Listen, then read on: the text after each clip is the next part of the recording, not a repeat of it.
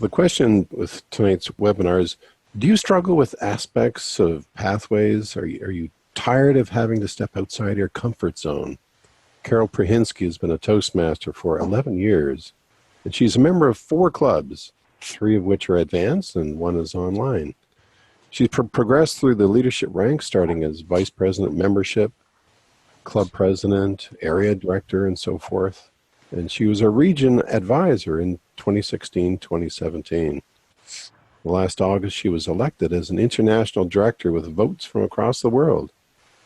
And this past fall, she received the award as a top 50 business professors in the United States.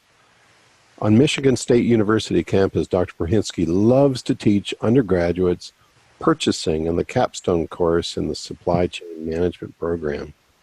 Today, Carol will share some thoughts on the learning process and how we can prepare ourselves for a spectacular future. Please give a warm welcome to International Director Carol Prahinski. Yay, Carol. Oh, thank you. Thank you, Craig. It's a pleasure to be visiting District 61.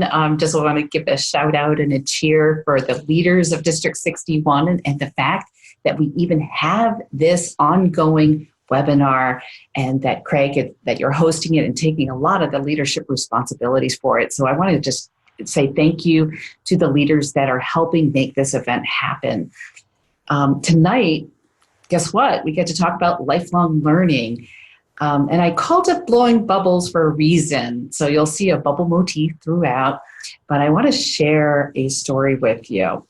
When I was a little girl, and I mean little, I loved to just get free bubble gum any way I could. So as I was playing and getting bubble gum, this is not me, by the way, as I was playing and getting some bubble gum for free, one day I could get free bubble gum if I entered a contest. It was a bubble blowing contest. So I had to blow a bubble and the biggest bubble would win.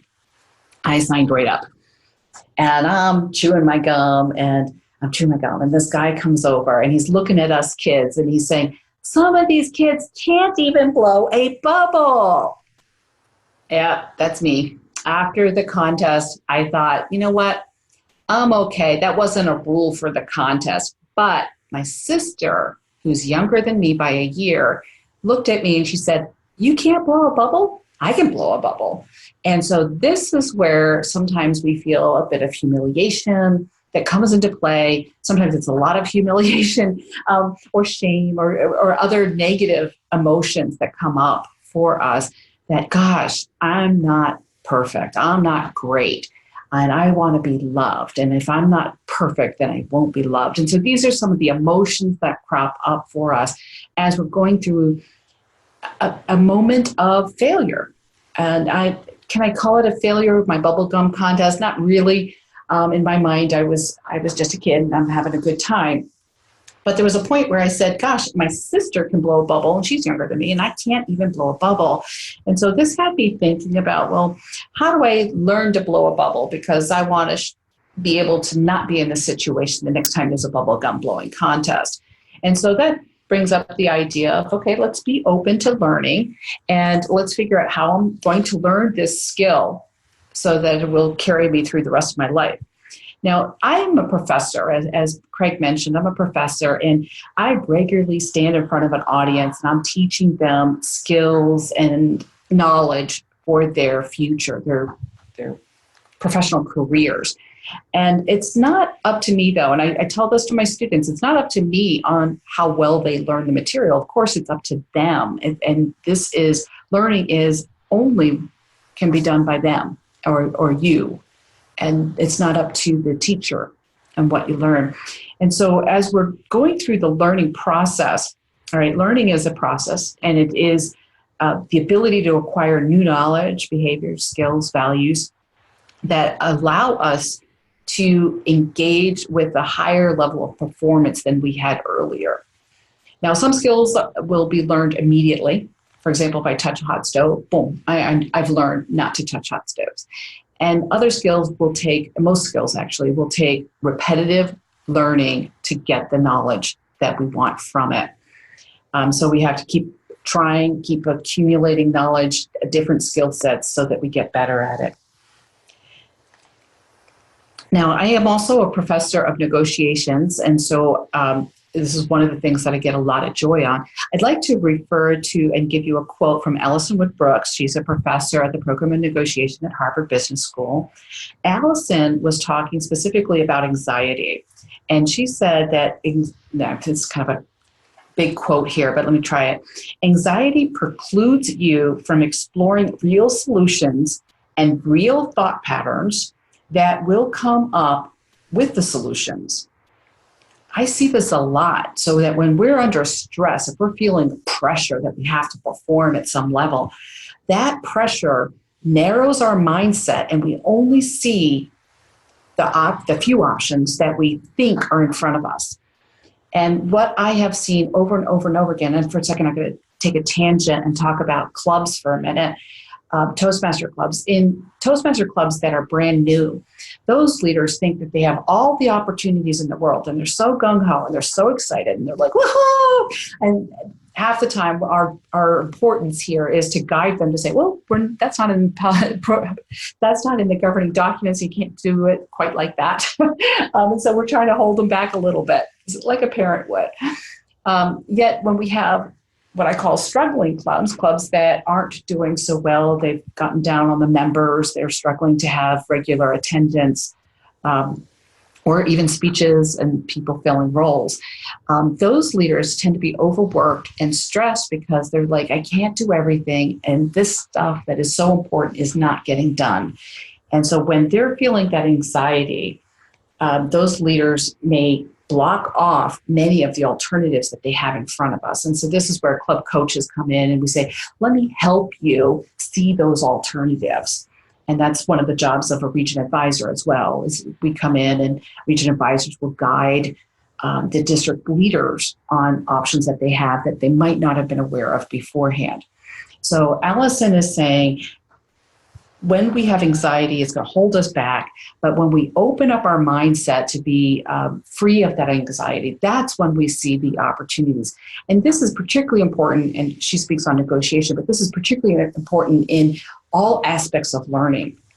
So that if we're willing to say, let go of that anxiety, let go of that need for perfection, we're going to be just fine. All right, so what I want to talk about now is the process for learning. And I'm going to specifically focus on the bubble gums, okay? Bubble gum blowing. And I'm going to walk you through my process. So here it is. I became aware that I was not capable of blowing a bubble. And it was put to me in such a way that I said, I want to learn how to blow. And now before that, I didn't care about blowing a bubble. Now I did. And as I'm working through this, part of it is simply to step forward and sign up and say, okay, I'm going to enter this contest. I'm going to learn how to blow a bubble. Step number 2 is to put your tongue out. And I'm saying this kind of jokingly, but stick your tongue through the bubble gum, and then you're supposed to blow. And this is the wisdom that had been shared with me by many, many, many people, my babysitter and so forth. They said, yeah, you just kind of stretch it out, and then you put your tongue through it, and then you blow it like a balloon. Well, I can't blow balloons anyway, so I can't blow bubble gums. Second step is one of the things that I struggled with the most, and people tried all sorts of things for me. They said, well, lay it out and like a layer of dough, like if I'm making a pizza, and try it that way. And then, anyway, I tried in the mirror. I tried all sorts of things. I tried to start a bubble, fake a bubble, and then blow it. It didn't work. I tried over and over and over again. And that's the third step, is just try. And eventually, through practice and tweaking, I call it, we will eventually get to a successful bubble. But here, she's not able to blow yet into a bubble. Now, what I'd like to do is talk a little bit about what's called the 6 brain hacks of learning. And this was in Fast Company in 2016. Sometimes we say, okay, what if I just practice and, if I'm a student, I'm going to say, okay, I want to learn. How do I learn it best? And it's not good to cram for an exam. It's not good to cram right before the contest for blowing bubbles. What we want to do is learn over a period of time to build up the repertoire and knowledge that we want to have at that key moment in time where we need to put it to use. So one of the ways is to teach someone else or just pretend to teach them. A second way is to learn in short bursts of time. So only, study for 15 minutes and then put it aside, try for 15 minutes and then move on, come back again later and then try it again. Recommended to take notes. So if I'm trying to learn something that's conceptually challenging, start writing it out, but do it by hand, not on the computer, on the laptop. Do it by hand because there's a kinetic energy that goes through your hand to help it actually write on your brain. The fourth bullet point says space it out, meaning that we do it periodically throughout, for example, the week. We're going to try several times during the week. We're not going to all cram it in and into one moment during that week. We're going to space it out with our practice sessions. Take a power nap. Take a nap and then try it again. See how it works. And then the last one is change it up. Try different things. So if I try a certain type of bubble gum, maybe if I change the types of bubble gum, maybe when I practice in front of the mirror, maybe that'll help me. And I'm watching the tongue movement of somebody else who is blowing a bubble. All of these things can help me learn fast. The fourth step is that we're gentle with ourselves. So we will practice and try, and we will have what we call failures or mistakes. What's really important here is that you're gentle with yourself. It's sort of like saying to this child, gee, you couldn't blow the bubble. You're a failure for life. We would never do that to a child. We shouldn't be doing it to ourselves. So it's very important that we respect ourselves and that we are gentle with the fact that we're here and give ourselves permission to learn, which means that we're not going to be perfect. The fifth point is to study, and I just loved this. His note paper, by the way, says it's how to blow a bubble, and so he's learning and studying how to blow a bubble. Isn't that fun?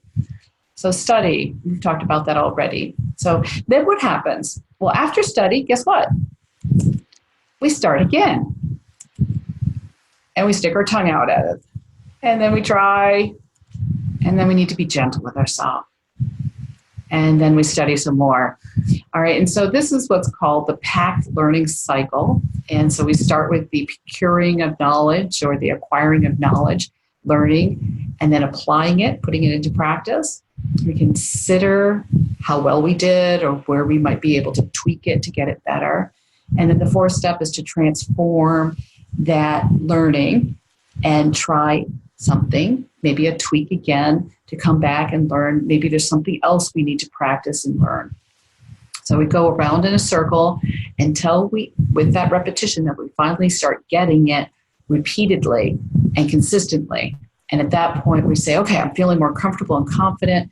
And when that happens, we've got a good space. We're feeling very proud of ourselves. And we should, because we've worked hard at that. So study some more, and you will get that. Now, I'm going to transfer over for a minute and talk about the 4 stages of competency. Right, this was developed by Martin Broadwell, and it dates back to 1969. So he said that there's 4 different stages of competency, and it's very similar to my bubblegum story that I shared with you. All right, the first stage is unconscious incompetence. This is where we're happily ignorant on the lack of skills that we have. All right, I say happily ignorant, but you know what I mean. Is we don't even recognize that there is a deficit in our life. We're not enriched by this lack of knowledge. And so that we say, okay, if we want to learn something, that's at the point where we start transitioning into the next stage. So it all depends. How long we stay in this stage depends on how much our desire is to get out of it, to learn. So the second stage, I call it break a belief, but he calls it conscious incompetence. And this is where we're aware that we don't have the skill set. And I call it break a belief. Why? Because we have to break the perspective that we can't blow a bubble. Or in my case, in a much older age, I thought Prahinskis can't sing. The whole family is genetically unable to sing. And some of you are saying, what? Yeah, exactly. It's a skill, just like being a speaker, practicing the skill, getting feedback and improving. And at the age of 40, I signed up to learn how to sing, and I found out that Prahinskis could sing.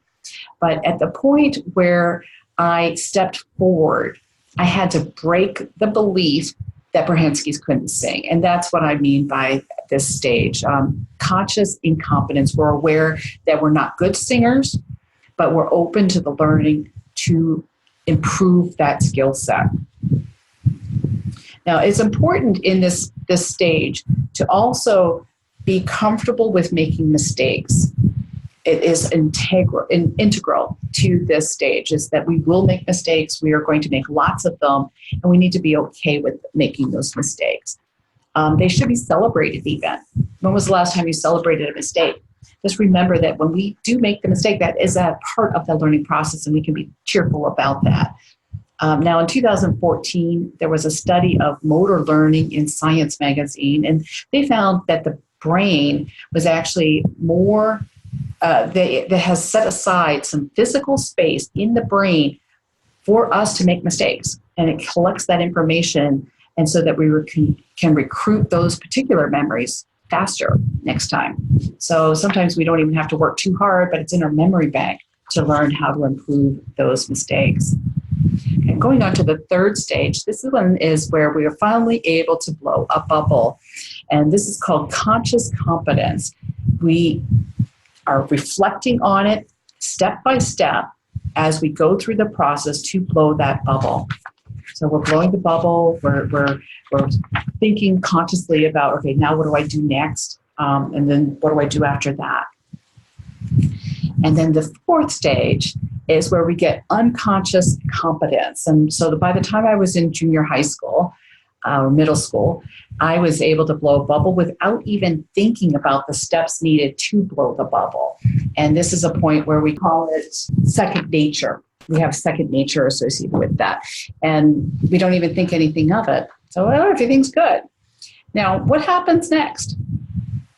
Well, there's something else that we want to learn. And so remember when I told you that I couldn't blow a balloon? Well, I was still really bad at blowing balloons. And so this was another area that I could develop. And so once we have a skill in some area, then we can continue to grow and develop those skills to improve them and expand them. So a strong work ethic makes a real impact on the brain. And so when we continue to practice and improve, we will get better. It's natural, it's normal. We don't have this genetic inability to be able to do that. It's very rare that some of us will have that. That's my cat in the background who's decided to make his presence known. And then what do we do next? Well, there's other applications. And so here I've got a scuba diver. It's in Malaysia. And I went scuba diving. I went out and I said, okay, I'm going to learn how to do this. And I've been practicing. I've done maybe 10 or 12 dives before I went to Malaysia. While there, I wanted to continue my improvement. Well, the locals knew how to dive very, very well. And they taught me to improve my breathing skills. Get this, it was just like blowing a bubble. I'm using my lungs instead of the bubble gum. And I'm using it to raise my body or lower my body based on the amount of air in my lungs. And so it was very cool that I could use these skills that I learned as a child here in this very new application. I'd like to open it up to questions and just general dialogue. Very interesting. One of the steps on the slide was if you want to learn something, teach it or at least pretend to. Mm-hmm.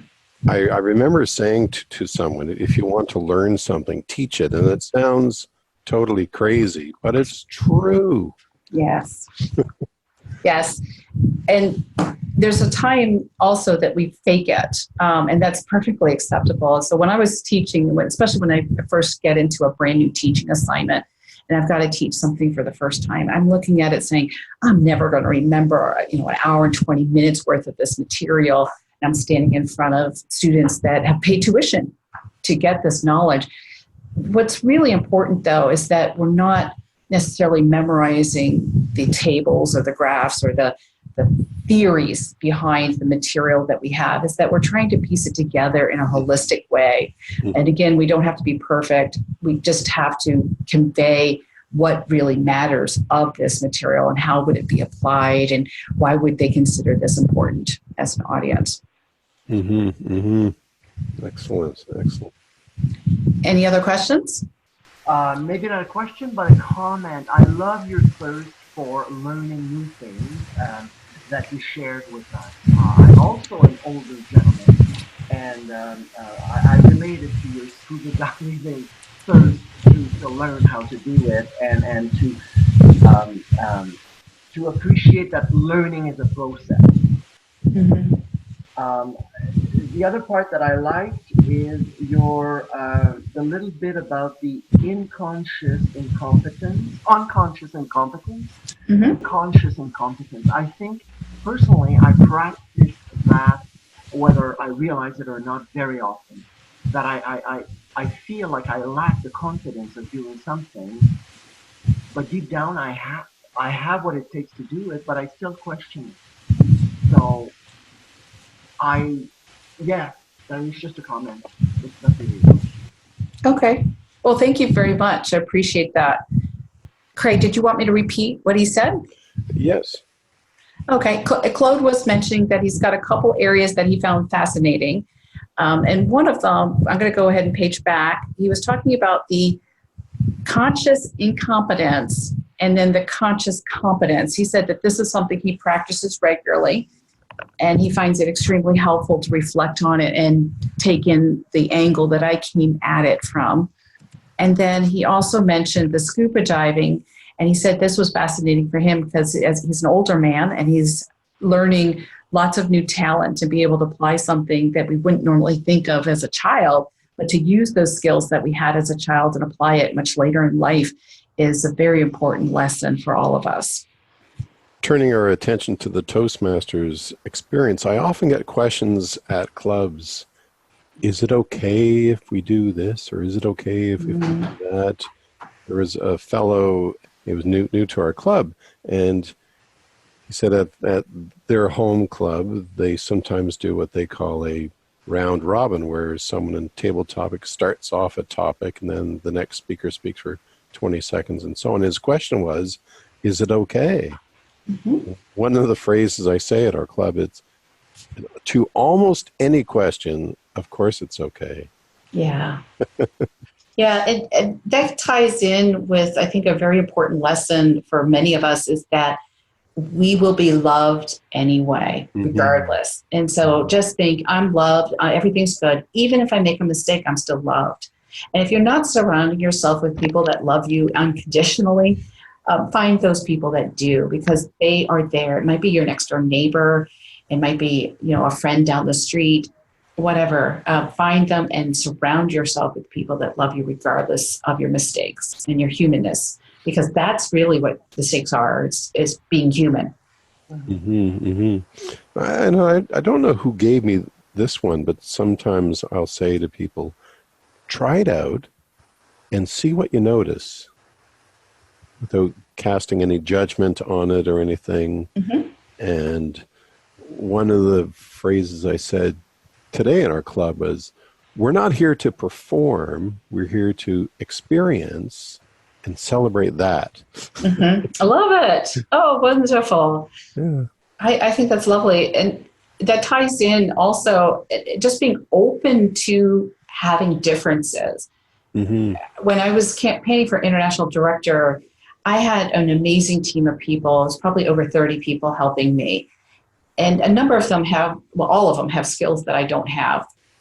One of them was in the graphic arts design, and her skill set is way outside of my knowledge. And she was starting to talk to me about fonts, and I quickly just glazed over. I had no idea what she was talking about. And one of the things I said, look, I'm going to have to learn. And this was what I was thinking as I'm going through the process of developing my materials for the campaign. I said, I'm going to have to learn this because she's asking these questions. She needs guidance on what my preferences are. And I have to learn to have a preference. And as hard as that is, I had to go out and do some additional research. I asked her lots of questions. And she valued the fact that I was so open to learning about it that she didn't mind that I didn't know anything. And she wasn't a point of exasperation. I can't believe this one more person doesn't know anything about fonts. The fact that I was so interested in learning about it, even with all the other stuff going on, she interpreted with value. She thought it was something beautiful that I was giving her to say, I value your work and what you do. And one of the things I quickly learned was that there's certain people out there that care very much about fonts. And if you get the wrong font, they know it. So listen to the wisdom around you, even if you don't have that wisdom on whatever topic it is, because they will help guide you if you need that guidance, and just be able to say, okay, I need to I've got the word dis in my mind, but not to negate their knowledge and not to think it's not important, but to honor their knowledge and ask for their wisdom.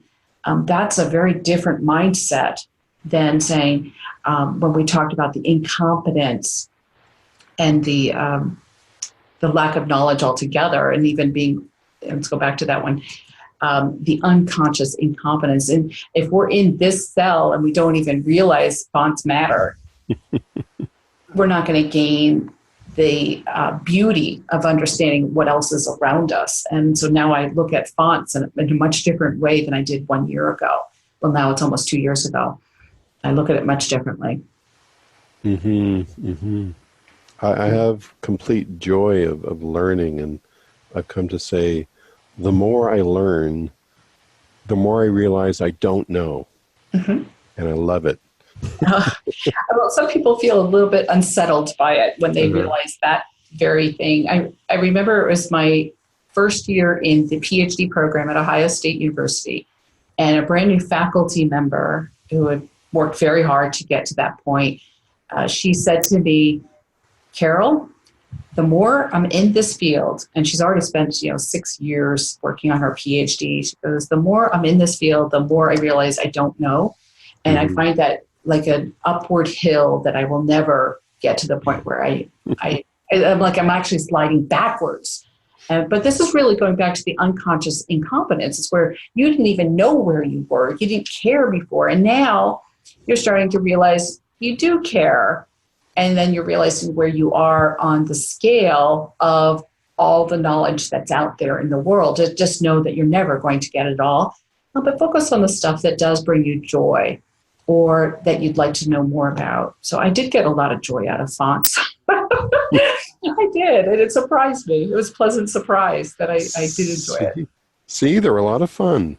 Oh, now I will share, since we have a few minutes, I will share another story with you. I mentioned it, just touched on it, about Prahinski's Can't Sing.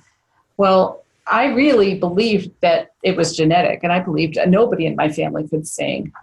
Both sides of my family tree. And I heard all of them sing, and I knew that they were just not very good. Now, I did have a set of cousins that brother, sister, two sisters and a brother, and they were very good singers. I don't know how they came into our family tree.